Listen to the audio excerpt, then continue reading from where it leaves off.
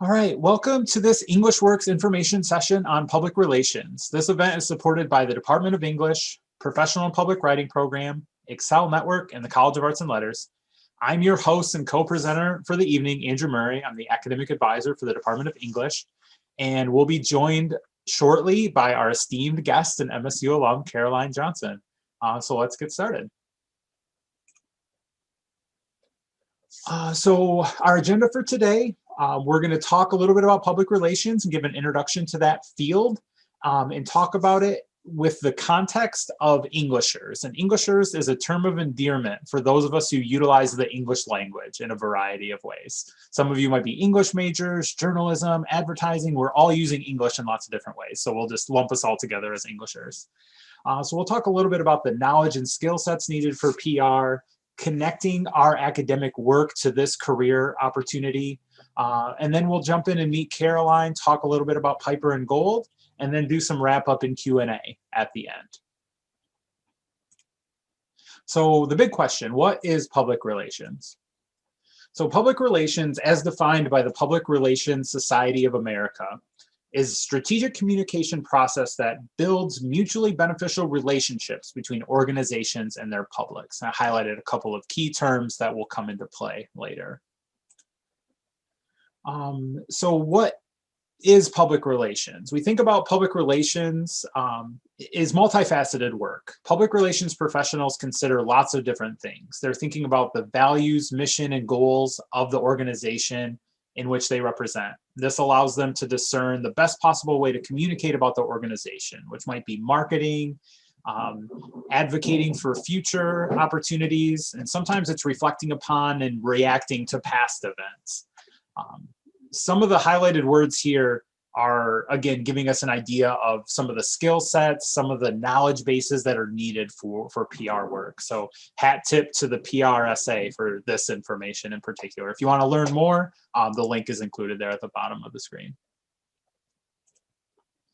So what does this work look like? As you consider PR or other fields of interest, I do want to share a great resource called ONET online. The ONET database is compiled under the US Department of Labor and some partner organizations, and it includes information on skills, abilities, knowledges, work activities, and interests that are associated with various occupations. Really cool link and website. So here we can see some of the activities of PR professionals as noted through ONET, which include writing and presenting information to various audiences, developing strategies for that communication, as well as like management and some logistical work. Definitely not limited to this, but a good starting point for our conversation. So ONET lists some of the following as the top knowledge bases and skills needed for PR work. So we can see the recurring theme as we're looking at some of this information: communication, use of the English language, customer and personal service, active listening, speaking, social perceptiveness. So as PR professionals are reacting to audiences, reacting to clientele in their organizations, you got to be able to be aware of what's happening around you. Time management, writing, critical thinking, persuasion, solving complex problems, all of that really important in PR as it's defined by this professional organization and the US Department of Labor through ONET. So regardless of what you study, as an Englisher, we can put this all together. So if you're majoring in English or a field that makes you an Englisher, we connect this in a variety of ways. We just learned that public relations consists of some of these following things, like strategic communication, analyzing and interpreting things, influencing public policy was noted. For Englishers, we're learning critical thinking, creative thinking, communication skills, interpersonal skills. So really, we see lots of connections between what happens within public relations and what we do as Englishers, as users of the English language in lots of different ways. And that's really what brings us all here together tonight, is we are Englishers, we are users of the language, and public relations represents a great opportunity and way in which to do that work as a career. So with that, and without further delay, I want to introduce our guest speaker, MSU alum and content strategist with the Piper and Gold Public Relations Agency, Miss Caroline Johnson. Thank you for being here, Caroline. Yeah, thanks, Andrew. Thanks everybody for being here. And if you're watching this, hello, how's it going? You can jump to the next one, Andrew. So a little bit about me. I graduated last May, which is so hard for me to believe, but I was a professional writing major at the time. It's now changed to professional and public writing. And then when we did concentrations, I graduated with a concentration in editing and publishing, and I got a minor in public relations. How I know Andrew is I was in the Honors College as well. He was my Honors College advisor for, I think, a year or so. So yeah, we go way back, but I was in the Honors College as well. So a little bit more about me personally. My first job, you may be wondering, like, why did I include this? It is a very big part of, I think, the work that I do now. My first job was at a family-owned frozen custard shop in my hometown, which I may bring up again later. I consider myself a human interrobang. This kind of relates to that editing and publishing concentration I had where we had to study punctuation, and I discovered this punctuation mark that is a combination of the exclamation point and the question mark, which I think is absolutely incredible because it is improper English technically for the exclamation point and the question mark to sit next to each other. So an advertiser, actually, he owned an advertising agency, created the interrobang. I believe it was in the 60s or the 70s. And I just think that I am very excited all the time, but I'm also super confused and don't know what's going on. But I think I'm a pretty happy, loud person. So I think I am the human version of this punctuation mark. I'm very passionate about Harry Styles and skincare, and I consider myself a lifelong learner. So whether that be in my personal life, in activism, and as it relates to my work as well, Piper and Gold, which I can talk about I'll talk a little bit more about, but is really big on professional development, and they all consider, my bosses and mentors consider themselves lifelong learners. I'm actually starting I have like a public speaking class coming up. It's virtual, of course, and then I'm taking more classes on like persuasive writing here, I think in like the summer. So you can always learn more, and yeah, I'm excited to do that a little bit more. So who is Piper and Gold? So Piper and Gold, you'll hear me reference as P&G. We're not talking about Procter and Gamble. We're talking about P&G. Piper and Gold is a boutique women-owned PR agency in Lansing. Our team is small by choice. Right now, I believe we have, if I'm counting correctly, we have about 8 full-time staff members, maybe 7. And then we have students, part-time, employees that make up the rest, that bring us to about 14 employees right now. 13, 14 employees right now. I don't know off the top of my head, but we're small is the moral of the story. Our work is primarily with nonprofits, government agencies, associations, and small businesses. That's where I bring that small business element and experience in to my work. And we have been remote since March 2020, almost exactly a year now, because I believe it was March 13th. It was Friday the 13th was our first official day remote for Piper and Gold.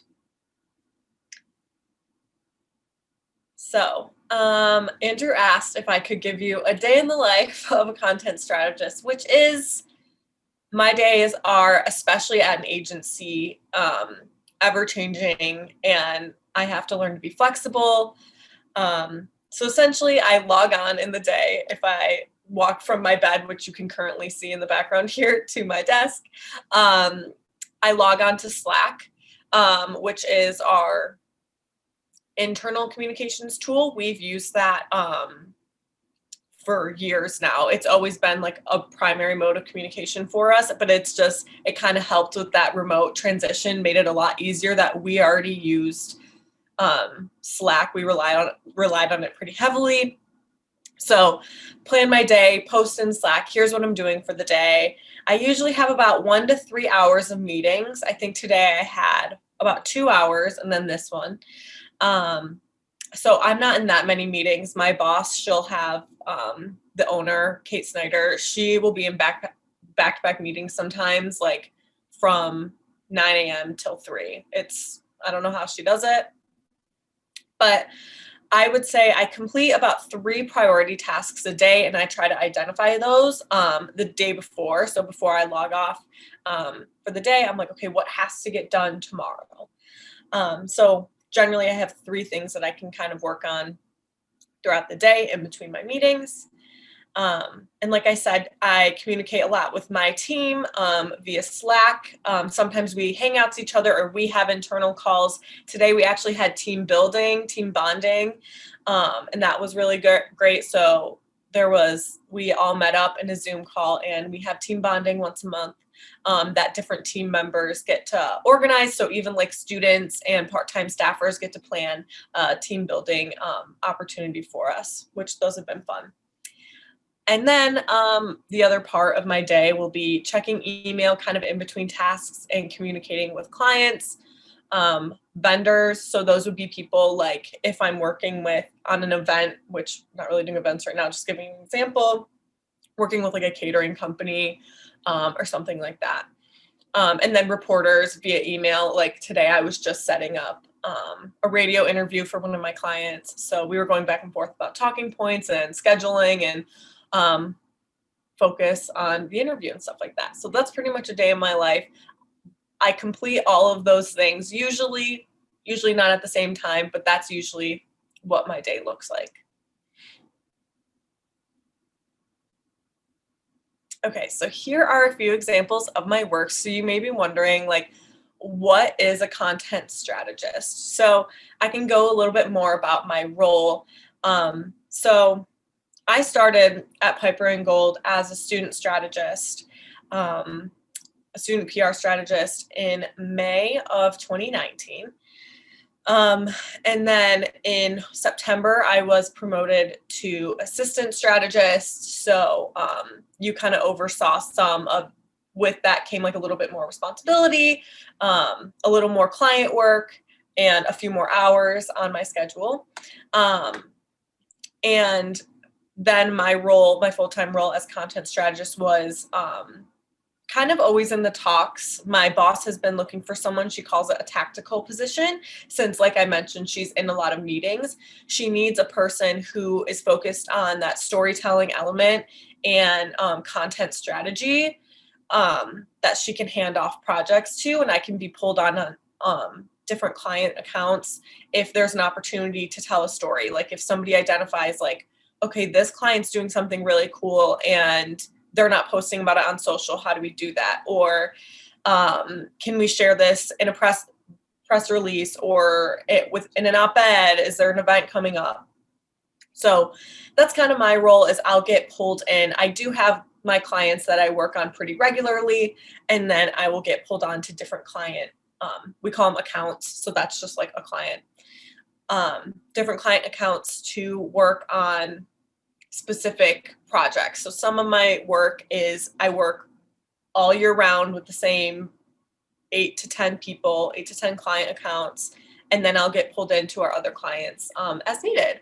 So the first one that you'll see here is interviewing families for promotional copy. So this was for the Ronald McDonald House of Mid-Michigan. I don't know if any of you are familiar with Ronald McDonald House Charities, but they're a global company that's funded by McDonald's, and they house, there's like physical locations. I believe there are 3 or 4 in the state of Michigan, one right here in Lansing. Yeah. One right here in Lansing, which serves the Mid-Michigan region. So they serve Saginaw, Lansing, Jackson, Midland. And so when their kids children are in the NICU or the PICU. So, or they're like any sort of like pediatric, if they have to be at the hospital for either like if it's just an appointment for an afternoon, they have day rooms, or if you need to be there, like if your child's in the NICU, was born early. People have stayed there for like over 100 days for like half of a year, because it is just right across the street from Sparrow Hospital. So they provide housing for families whose children are hospitalized. So they are actually my first ever client that I am a lead on. So I am the account lead, where I work directly with the client to talk about budgets and what are our priorities that month. So they hold a special place in my heart, not only for their mission and the work that they do, but I really love their team and working with them. So the promotional piece that you'll see here is on the left-hand side there is the annual Lend a Hand campaign, which is a fundraiser during, oh my gosh, what's it called? Giving Tuesday. It's around Giving Tuesday is when these mailers land in people's mailboxes. But it's a lot bigger than just interviewing a family and writing copy for a mailer. I was involved in developing a social strategy. So I interviewed 3 more families. So I really interviewed 4 families for the campaign and developed social content. And I had like a schedule, which every week, so the month leading up to Giving Tuesday, we had a week for each family and shared the family story. And then at the end of the week, kind of asked for donations.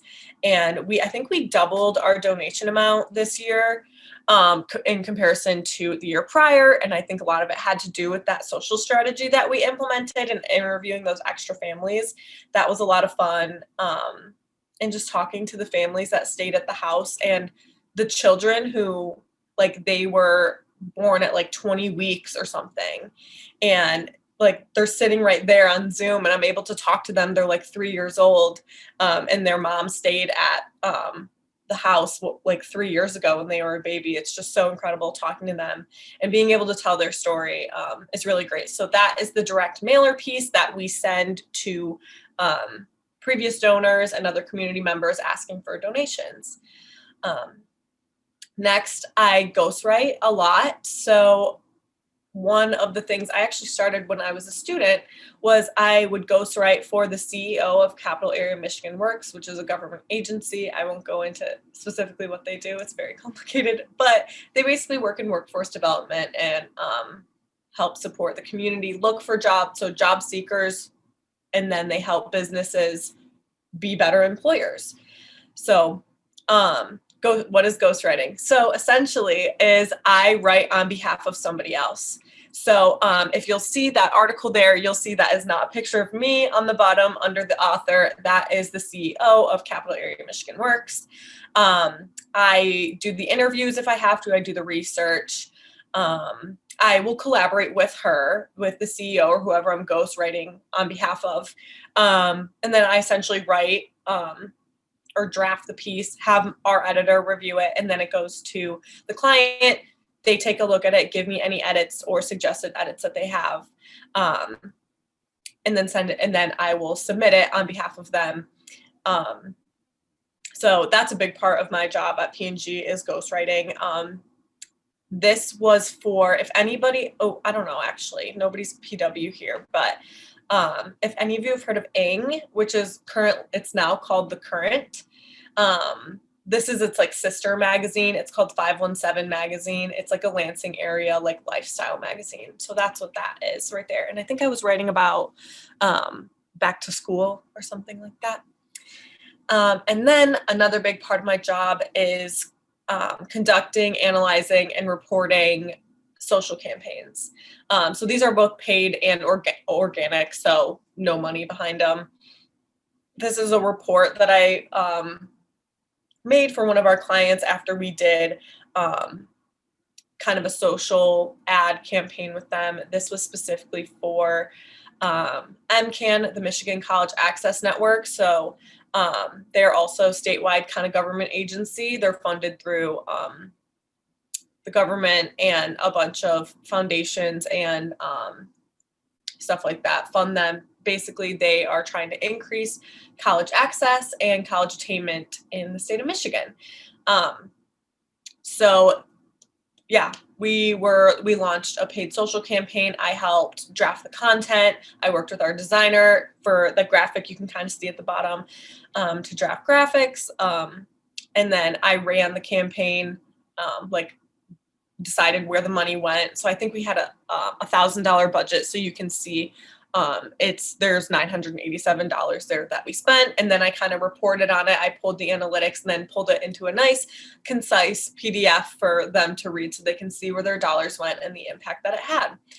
That is like one of the biggest things in PR, is being able to show the value of your work is like twofold. It's one of the hardest things, but it's also one of the important things you can do in like any creative industry, especially as a writer in public relations. I think that being able to analyze social analytics, or what does the readership look like on this outlet that I'm pitching to, or how many people listen to this podcast that I'm getting a client on, being able to, and like I said, the dollars raised for the Lend Hand campaign, those numbers are so important to show value to your clients, that the money that you're investing into our work makes an impact on your organization. Because we're not like, we're not like engineers or somebody who like makes the product or whatever it is. You have to be able to show that value, which comes with practice. And I honestly have learned a lot of it just from going out and doing the research myself. So having like a curiosity and desire to kind of find those results is going to be really helpful in anything that you do. So the PR student strategist specifically, I said that I started as a PR student strategist, so I can speak directly to what they do, and feel free to, you can unmute or toss any questions in the chat too if you have any questions. But essentially what they do is a lot of writing, social media support, so drafting a lot of social content. Maybe they're engaging on certain social or client social accounts or P&G social accounts. Outreach, so that may be to our clients, that may be to vendors, to media outlets, so getting that kind of experience as well, which goes hand in hand with the media relations aspect. Event support, we're not doing as much of that right now, but we did actually support with a virtual event in the Arts Council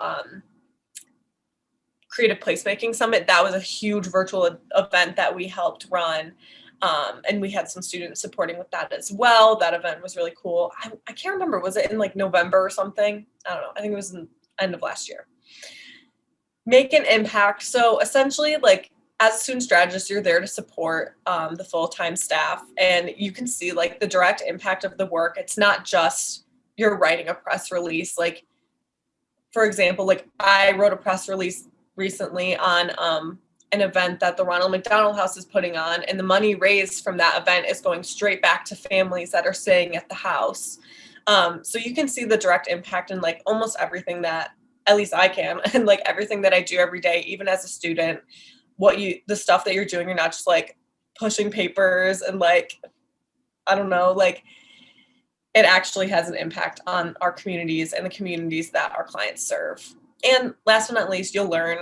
I have to say that like I loved the professional writing program. I love Cal. It's part of why I'm here. Like I used to work for the College of Arts and Letters. It's fantastic and fabulous, but there really is nothing like going out there and applying what you've learned into a setting like an agency.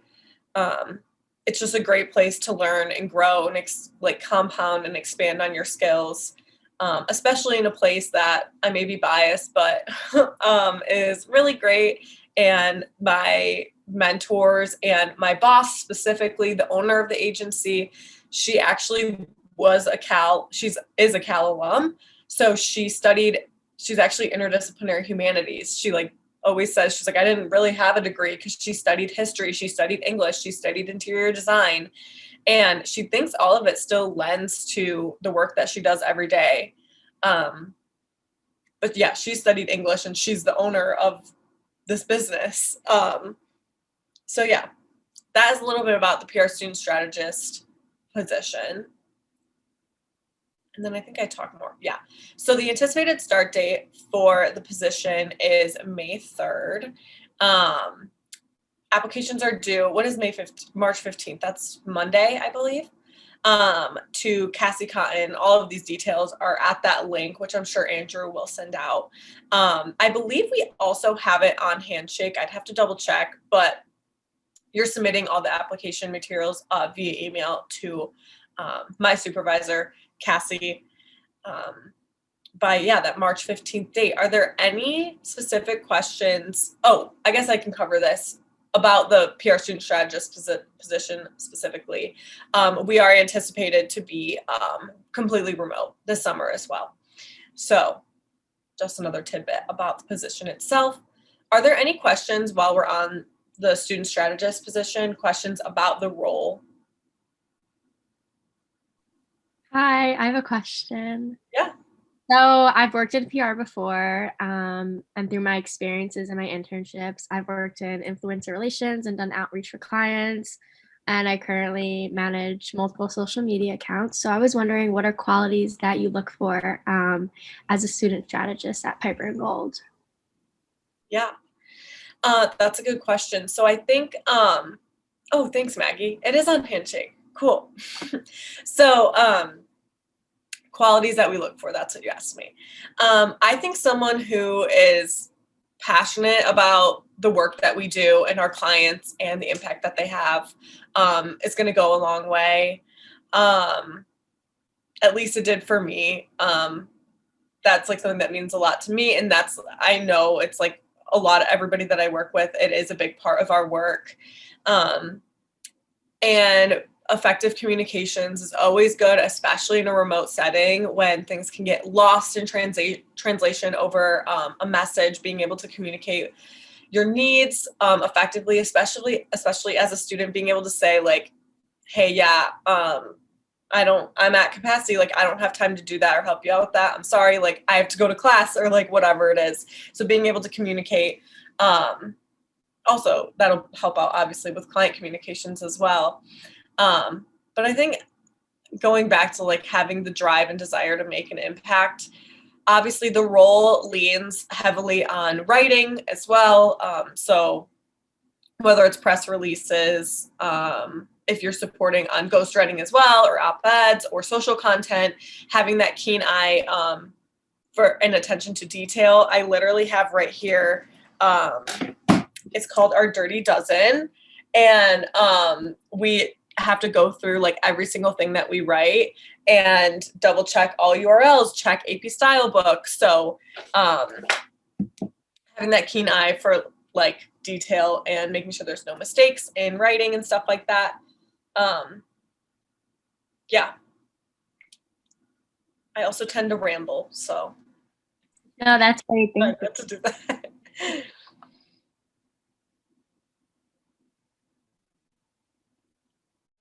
So yes, it's a paid internship. So I can speak kind of directly to the student strategist position, like how it functions. So it is a summer internship. I believe it says 20 hours, 25 hours a week. So I was working another internship at the same time. Some people do the internship and they have like classes or whatever, like if they're doing summer classes on campus. So it is intended, it's like kind of more part-time. And then it's kind of an open conversation whether if things are going well, like there may be that opportunity to stay past the summer. So, or past whatever semester you're applying for. Like we had a student join us in September and she's still with us right now. She was the winter student strategist, but she's still here and has no plans to leave. So yeah, that is something to keep in mind as well. Awesome. Thanks, Caroline. I want to jump in really quickly and invite folks to jump in and have questions. That's kind of the end of our formal part of our presentation. So again, thank you, Caroline, for being here and being willing to share your experience and then also answer some questions from folks. So with that, I'll let people jump in. Yeah. Hi, Caroline. My name's Tessa. Thank you so much for doing this and taking the time. I had a question about the position and applying. What's one way to like stand out with candidates that like, applying, it's kind of competitive, and what's just one way you think to stand out during the yeah. I got you. Yeah. So one big thing that at P&G specifically, and any internship, but like P&G specifically, like know that we really do read every single cover letter that comes in. And we, like I said, like a keen eye to detail and being able to catch like small spelling errors or like grammatical errors. Like it's not like it'll disqualify you, but those are things that we pay attention to. And like you can tell when like somebody's using like a generic cover letter. And I think just like applying what's on your resume and really taking time to expand on that and apply it to the work that you could be doing at P&G, which you can look at the internship like description again, and really applying like the experiences that you've already had specifically to the work you'll be doing to show that, yes, I can provide value in these ways, or yes, I'm super passionate about this work that you do. I think that cover letter is a huge component. Like if we're talking literally like about the application process for P&G specifically, but I'm sure for other roles as well, is really customize that cover letter, because it's obvious when people are kind of applying it to different things. And also, oh wait, I have one more thing that I like to tell students is that it doesn't matter if you were paid for an experience or one of your sample, like I think we asked for sample writing pieces. So it could be for a class we don't know, and personally we don't care. Like if you do the work, it doesn't matter if you were paid for it or if it was for a club. Like I used to be on Vim and I would submit those as my editing pieces because I edited this magazine. Doesn't matter if I paid to do it or not. Any sort of experience in the classroom, in a club, or just like in like, I know some people like do their sorority social or whatever, like that's all experience. It doesn't have to be paid experience for you to call it what it is, because it is experience. Thank you so much. Yeah. It looks like Laura sent one in the chat. So will we get turned away if we don't have any prior experience in PR? Naturally, it's preferred, but it isn't automatic turn away if we don't have any. So I had no experience in PR when I started at Piper and Gold. I worked at the College of Arts and Letters. It was my first internship beforehand as a writing intern. So primarily my role was I was interviewing students and staff and alumni and telling their stories. And then honestly, it was because I had a connection. My boss at Cal, the College of Arts and Letters, he was like, I told him, I was like, I'm kind of looking for something different, like something that's not related to MSU, because I know how MSU functions. I know these alumni stories are great and I love telling them, but like I want something outside of academia and something fast paced. And he was like, well, we have this alum that owns this agency and we interviewed them to do some work for us. If you want me to reach out. They didn't have anything available at the time, but something did pop up a couple months later for the summer. And it was partially because I think of my recommendation that my boss gave and that fact that they knew them, and just the passion I had for the work that they do. And I had experience in writing and some in social. So that role, I also worked in social a bit, and just being able to show that I provided, I think like some pieces that I wrote for work, a piece I edited for Vim, and then some social content that I worked on for work as well.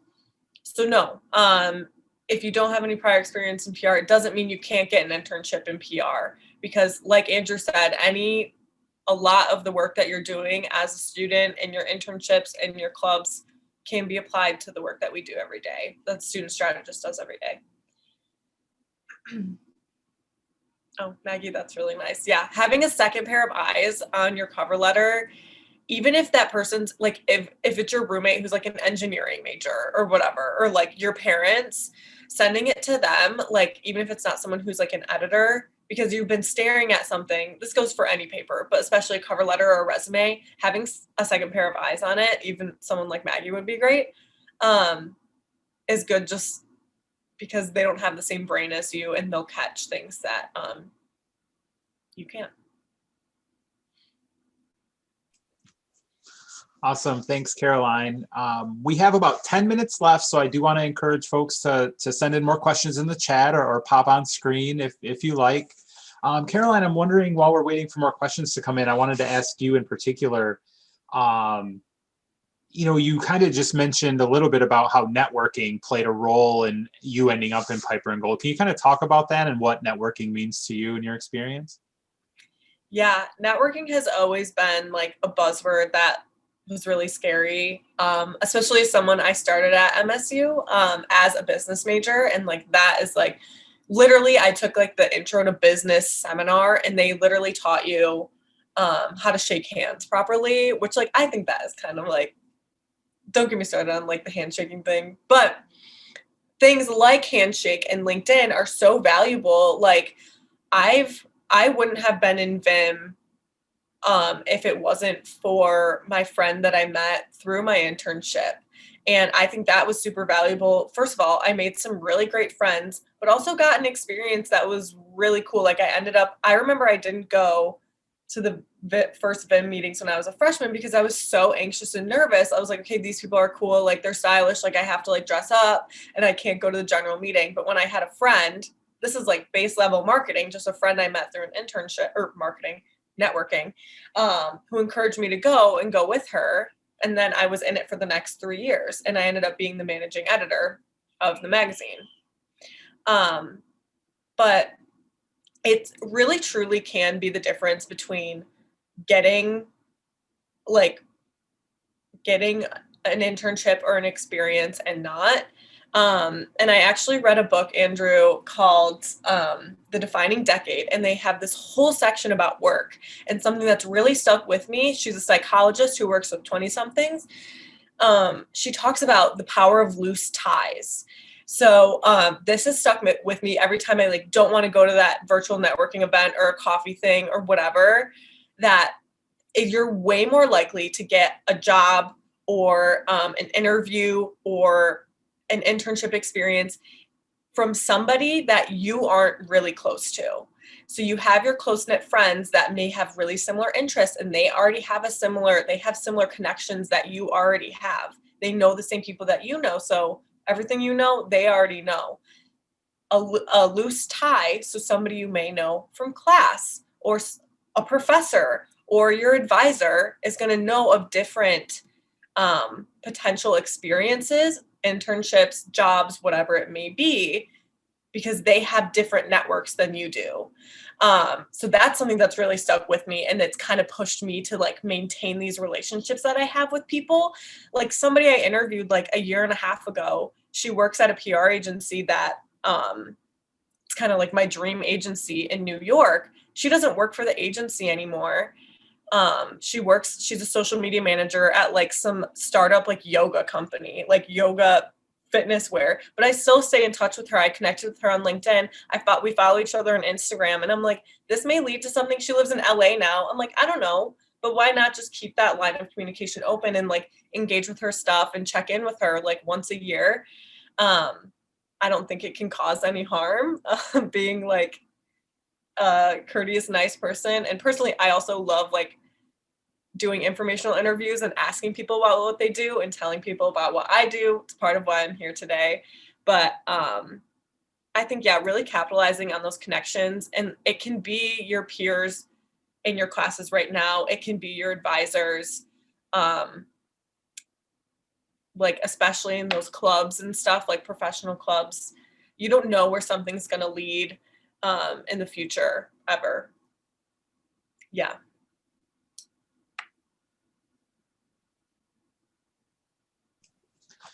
Awesome.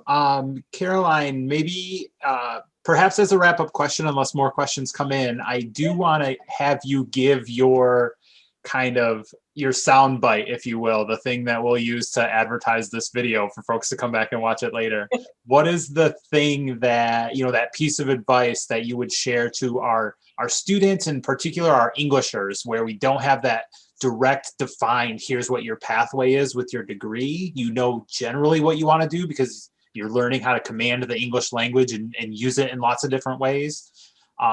What advice do you give students to start to define what they want to do professionally after MSU? Yeah. So in industries or studying something that is more creative, like English or writing or advertising, I think it almost gives you more freedom to kind of explore what do you want to do with your life and what you want to do professionally. You have the advantage of being able to apply what you're learning to so many different industries.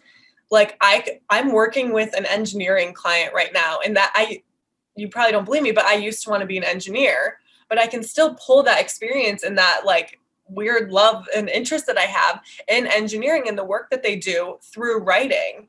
It almost like makes you, I don't know, gives you more options that you can work in these industries and adapt to different areas of expertise, sort of like you can always learn more, but having that foundational layer of I'm a good writer, or I'm a good communicator, or I'm an effective, I'm really passionate about internal communications. All of that applies to literally any industry. So you just have to, the hardest part is finding what you're passionate about. And the only way you're going to do that is by experiencing it.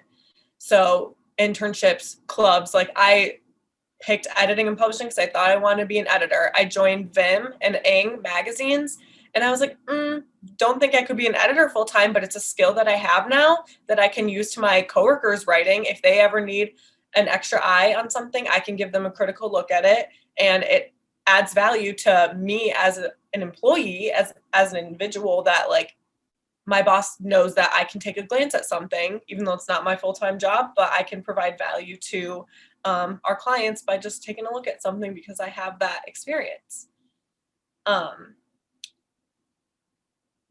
What book was I talking about? It's called The Defining Decade, and it's by Dr. Meg J. She's a psychologist. She's a therapist who works with 20-somethings and 30-somethings, and I would recommend, if any of you are about to graduate, like that is like one of the first books you should read.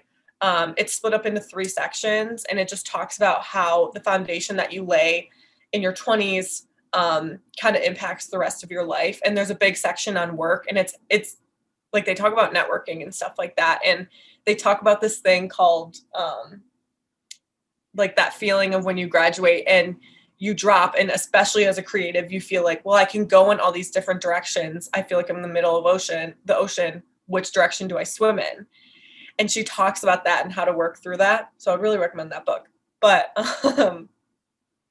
yeah, I feel like there's power in being a writer and being an effective communicator. And you just have to find that thing that you're passionate about that's going to want to make you wake up every day and be like, I care about this community. I care about this client. I care about the work that they're doing. So that's what's going to get me up and going and to do the work that I love to do every day.